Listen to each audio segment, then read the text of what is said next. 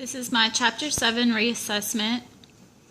I have a 1 kilogram block that is being dropped from a height of 10 meters. And I have that work equals the change in energy.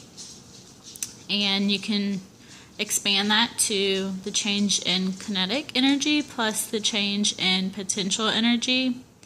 And the change in potential energy is negative mgh, but in this case, since it's being dropped down, we have gravity we can use as positive value. So mgh is going to equal K2 minus K1, which is just the final kinetic minus the initial kinetic. And if you rearrange that and solve for velocity, you would get the second velocity, which is v2, that's what we would be looking for in this case, equals the square root of 2gh. And I have shown here in the diagram that the potential down here is initially, the potential energy is initially 0, and at the top here the potential energy is m times g times h. So my question I'm answering first is, what is the block's velocity just before it hit the ground? The acceleration due to gravity is 10 meters per second. The potential energy at the top near the block where it's being dropped is 1 kilogram times 10 meters per second times 10 meters, which is 100 joules. So all the potential energy is going to get converted into kinetic energy. So that would be 100 joules being converted into 100 joules. We solve for v and get 14.1 meters per second as the final velocity as soon as right before it hits the ground.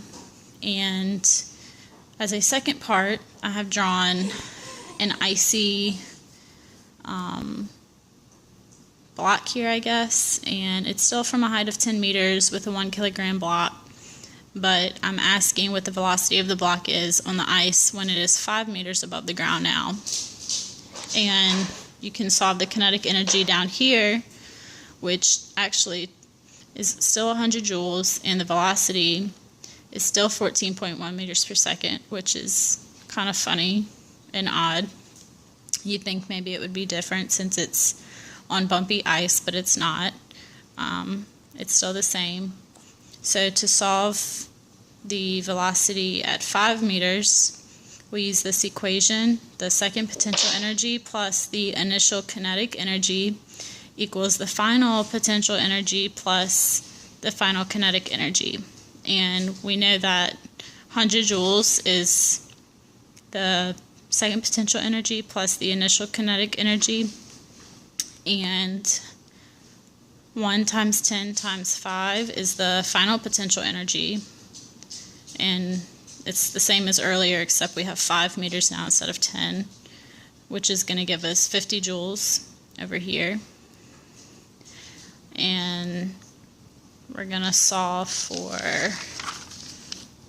v, and we're going to get 10 meters per second.